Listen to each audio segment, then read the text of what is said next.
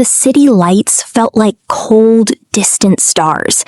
I had spent my whole life in a small town, but today, I stood in front of apartment 4B with a heavy brass key in my hand. My fingers were trembling. New city, new job, and a new door to my future. I didn't know then that this door would lead me into a life I never asked for, and a man I could never forget. Rain lashed against the hallway windows, and the corridor was eerily silent. I reached for the lock, but the door was already slightly ajar. I froze. Maybe the lock is broken? I thought, trying to calm my racing heart.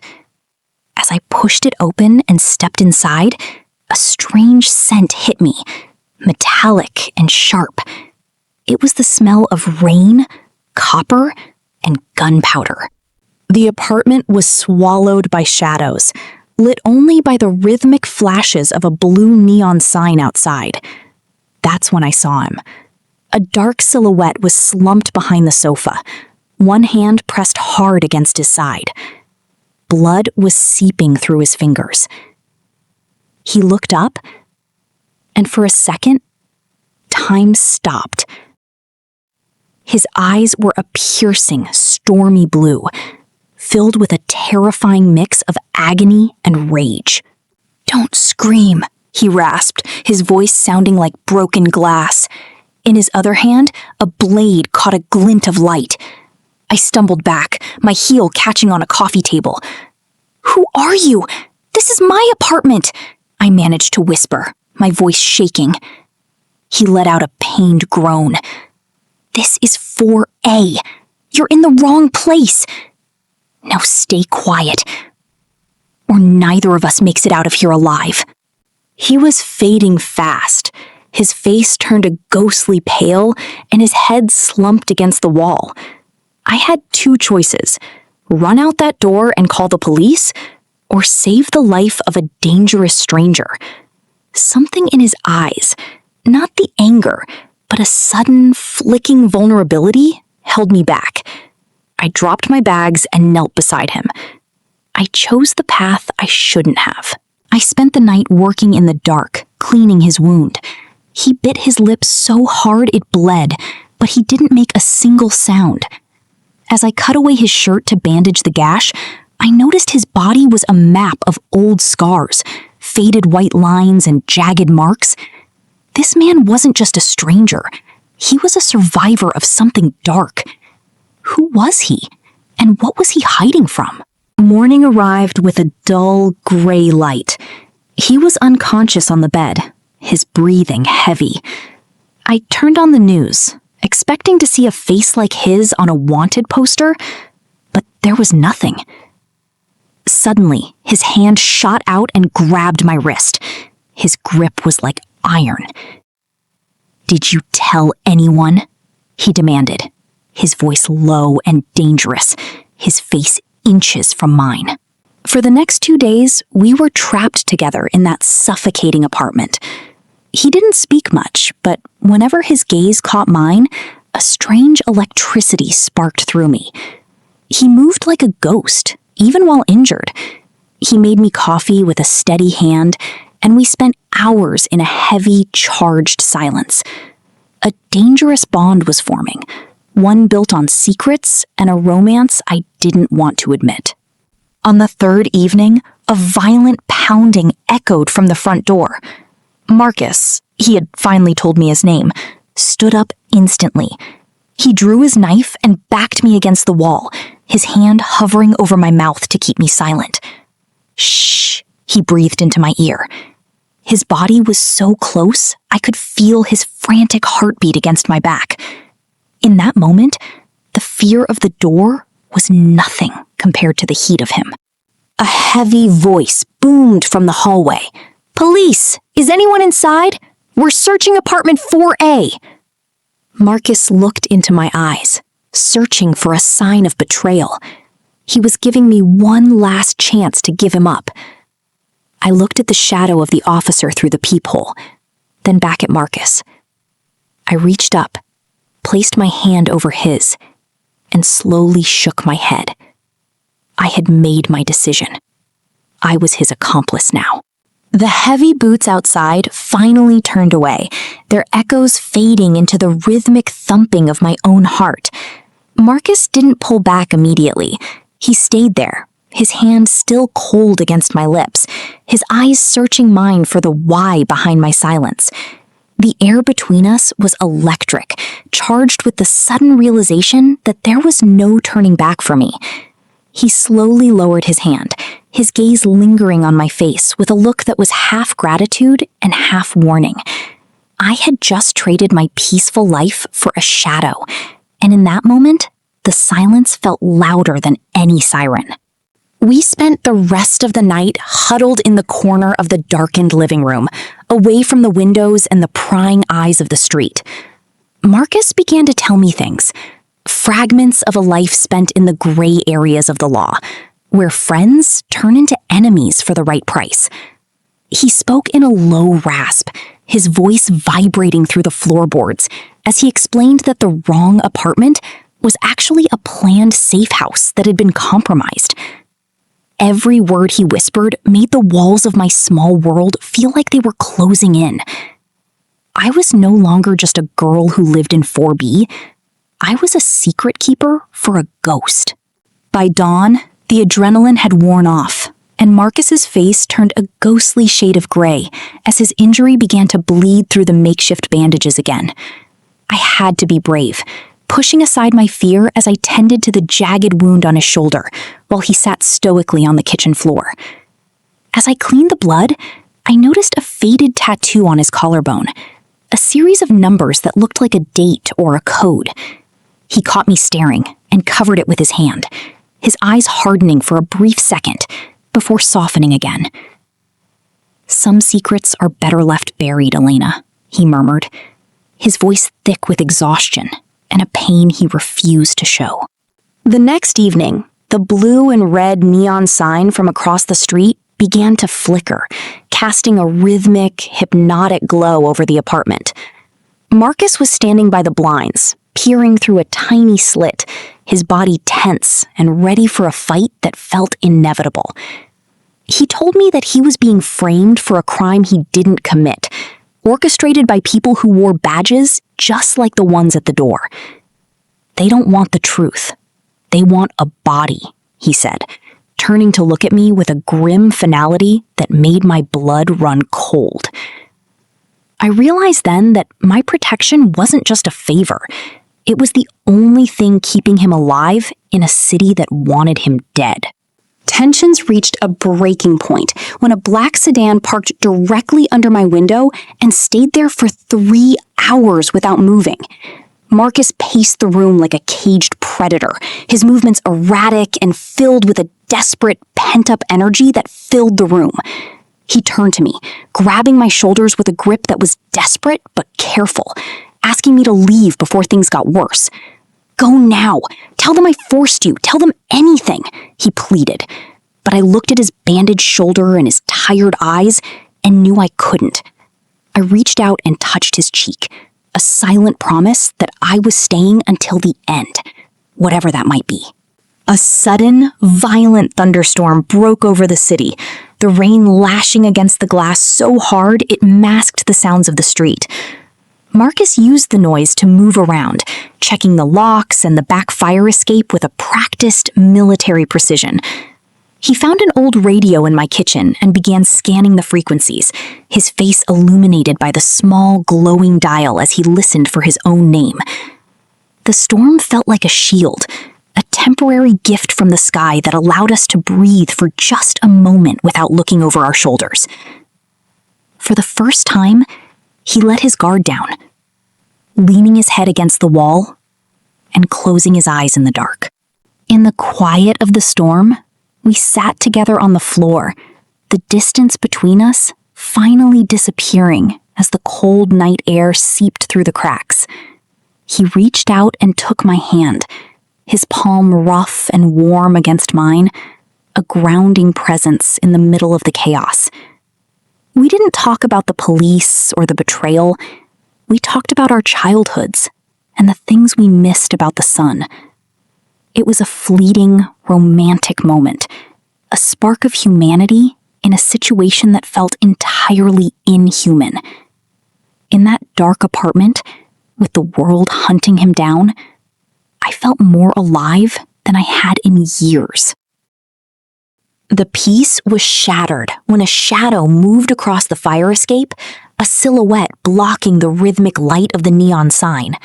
Marcus was on his feet in a second, pushing me behind the kitchen counter and drawing a weapon I hadn't even seen him hide. We held our breath as a hand reached for the window latch, the scratching of metal against metal echoing through the silent room. Marcus moved like a ghost, positioning himself at the edge of the glass, ready to strike at the figure outside. It was a neighbor's cat, startled by the rain, but the sheer terror of that moment proved that our sanctuary was a lie. By the third night, we realized that the entire block was being quietly cordoned off, the subtle movement of unmarked vans, a sign that our time was up. Marcus began to pack a small bag with the few supplies I could give him, his face set in a mask of cold determination. He handed me a small, encrypted flash drive and told me to hide it in the one place they would never look. My own heart wasn't enough. It had to be buried deep. "If I don't make it, make sure this gets to the right person," he said, his voice a low, heavy promise. The romance of the previous night was gone, replaced by the grim reality of a man preparing for his final stand. The sound of a heavy engine idling at the end of the alleyway was the final signal that we had to move, and we had to move now. Marcus grabbed his jacket and took my hand, his grip firm and steady as he led me toward the back door of the building. We stepped out into the freezing rain, the darkness of the alley swallowing us as we moved toward the black sedan he had hidden blocks away. I looked back at the window of apartment 4B, knowing that the girl who lived there was dead, and a new, more dangerous version of me was born. As the engine roared to life, we sped into the night, two shadows lost in a city full of secrets. The city blurred into a streak of wet neon lights as we hit the open road, leaving the sirens far behind. Marcus drove with a focused, grim intensity, his eyes constantly darting to the rearview mirror to check for headlights. I watched the rain dance on the windshield, feeling the cold weight of the encrypted drive sitting in my lap like a ticking bomb. We were no longer just running from a crime scene. We were heading toward a truth that could either set us free or bury us in an unmarked grave. Every mile we traveled felt like a step further away from the girl I used to be, and a step closer to a destiny I couldn't yet see. Hours later, the paved roads gave way to gravel as we pulled up to a secluded cabin hidden deep within a thicket of ancient pine trees. An old man with a weathered face and eyes like flint met us at the door, a shotgun held loosely but ready in his grip. Marcus gave a curt, coded nod, and we were ushered inside, where the walls were covered in maps and blurry surveillance photos. This wasn't just a peaceful hideout, it was a war room for a man who had been systematically erased by the people he once trusted. I realized then that the wrong apartment was actually Marcus's last standing fortress in a world that wanted him dead. The old man, a retired captain named Silas, plugged the drive into a rugged, military-grade laptop that hummed with a low vibration. My heart hammered against my ribs as document after document flashed on the screen, direct proof that Marcus's own partner had orchestrated the heist. It wasn't just a simple betrayal. It was a cold-blooded, multi-layered plan to make Marcus the fall guy for a multi-million-dollar corruption ring. As the evidence piled up, Marcus's jaw tightened, his eyes turning into shards of blue ice as he looked at the faces of the men who had ruined him. I finally understood that my mistake that first night had inadvertently saved the life of a hero the city called a villain. That night, sitting by a dying fire in the cabin's hearth, the heavy silence between us finally felt softer and more honest. Marcus looked at me, the orange flames reflecting in his tired, soulful eyes, and reached out to touch my hand with a rare tenderness. "I never meant for you to become a fugitive, Elena. I never meant to pull you into my darkness," he whispered, his voice cracking with an emotion he had kept buried for years. I squeezed his hand back, feeling the rough calluses on his palms, and realized that despite the terrifying danger, I wouldn't want to be anywhere else. For the first time in my life, I wasn't just existing. I was protecting something that truly mattered. The tension of the past few days finally reached its breaking point when Marcus pulled me closer, his breath warm and steady against my forehead. He leaned down, and our lips met in a desperate, salt-tasting kiss that felt like a lifeline thrown to two drowning souls in the middle of a storm. For those few precious seconds, the world stopped hunting us, and there were no police, no secret files, and no paralyzing fear. We were just two people finding a home in the middle of a nightmare, a spark of light in a room full of shadows. I knew then that no matter how this ended, my heart would never belong to anyone else. The peace was shattered by the sharp, metallic crack of a dry branch breaking directly outside the cabin's thin wooden walls. Marcus was on his feet in an instant, his hand reaching for the weapon hidden beneath the table with a speed that was almost frightening. A red laser dot began to dance across the wall, searching for a target as the low thrum of a helicopter began to vibrate through the floorboards. Our location had been leaked, and the hunters were no longer just following a trail, they were closing in for the final kill.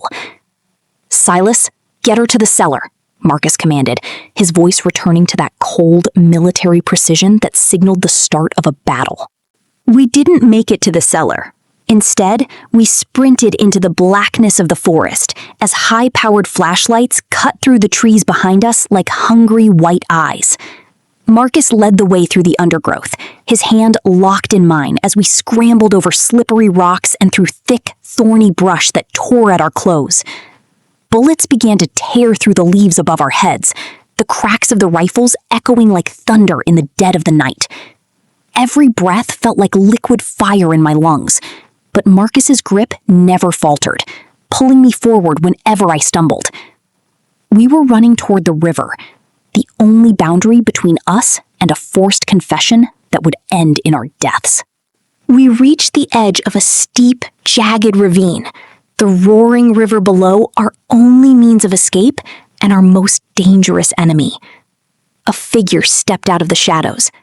Miller, Marcus's former partner, holding a suppressed pistol with a cold, triumphant smile that made my blood run cold. "You were always too predictable, Marcus. Always trying to be the hero," Miller sneered, aiming the barrel directly at Marcus's chest. I didn't think, and I didn't hesitate. I grabbed a heavy stone from the ground and hurled it with all my might, distracting Miller for the split second Marcus needed. In a flash of movement, Marcus lunged forward, tackling his betrayer to the muddy ground as they fought for the weapon. The struggle was brief but violent, a single shot ringing out and echoing through the deep canyon before a heavy silence took over. Marcus stood up, panting and covered in mud, as the lights of the police tactical units appeared at the top of the wooded hill behind us. He looked at me, his eyes wide with a desperate kind of love, and held out his hand one last time as the sirens grew deafeningly loud. "Trust me, Elena. We have to jump, or we lose everything we fought for," he said, his voice barely audible over the wind. I didn't look down at the crashing water. I only looked at him. And together, we leaped into the icy, rushing abyss. Weeks later, the sun rose over a quiet, golden beach in a small coastal town where nobody knew our names or our secrets. The news back home had reported us as lost at sea, a tragic end to a high-speed chase. But here we were, breathing the fresh, salt air. Marcus sat beside me on the sand, his scars finally healing, and his hand resting peacefully in mine as we watched the waves wash away the past. The wrong apartment had taken my old life, my job, and my home, but it had given me a love that was forged in fire and a future I was finally proud to live. We were ghosts in the eyes of the law, but for the first time, we were truly, vibrantly alive.